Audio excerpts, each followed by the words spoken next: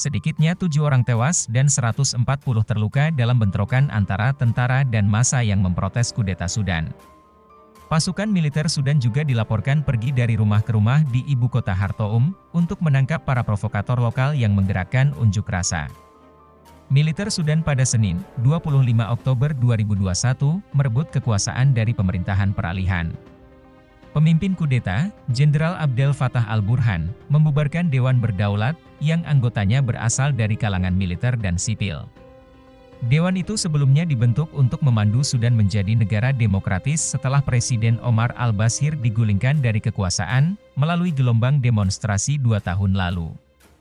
Burhan menyatakan, negara dalam keadaan darurat dan mengatakan angkatan bersenjata perlu menjaga keselamatan dan keamanan.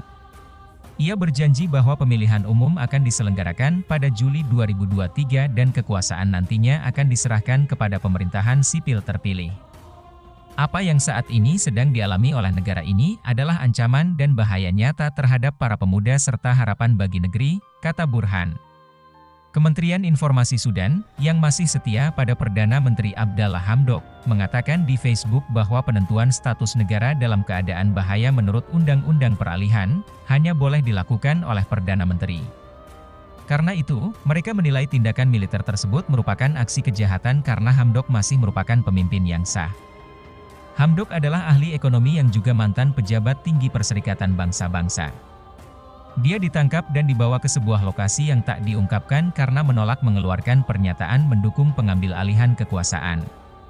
Kementerian Informasi mendesak semua pihak untuk melakukan perlawanan dan mengatakan ribuan orang sudah turun ke jalan untuk memprotes kudeta tersebut. Para karyawan Bank Sentral juga mengumumkan akan mogok kerja sebagai protes terhadap kudeta. Kementerian Informasi menyebutkan bahwa pasukan militer telah menahan para anggota Dewan Berdaulat serta para pejabat pemerintah. Direktur Pemberitaan Televisi Negara juga ditahan, kata pihak keluarga. Kudeta Sudan pun direspons oleh komunitas internasional, rata-rata mengecam aksi militer Sudan. Pemerintahan Jerman mengutuk upaya kudeta militer di Sudan. Sebagaimana dilaporkan Al Jazeera, Berlin mendesak militer Sudan untuk mengakhiri aksinya. PBB menyebut penangkapan para pejabat sipil Sudan tidak bisa diterima.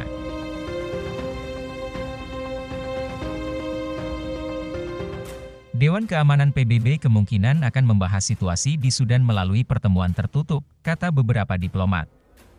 Liga Negara-Negara Arab merilis pernyataan yang memuat kekhawatiran organisasi itu terhadap kabar kudeta militer di Sudan. Sekretaris Jenderal Liga Negara-Negara Arab, Ahmed Abol Gheit, mendesak semua pihak untuk menaati deklarasi konstitusi yang dibuat pada Agustus 2019 lalu. Sementara Amerika Serikat mengecam kudeta militer di Sudan. Hal tersebut diungkapkan oleh utusan khusus Amerika untuk Semenanjung Tanduk Afrika, Jeff V. Feldman. Cina pun turut mendesak pihak militer dan pemerintahan sipil Sudan untuk berdialog. Hal tersebut diungkapkan oleh juru bicara Kementerian Luar Negeri Cina, Wang Wenbin.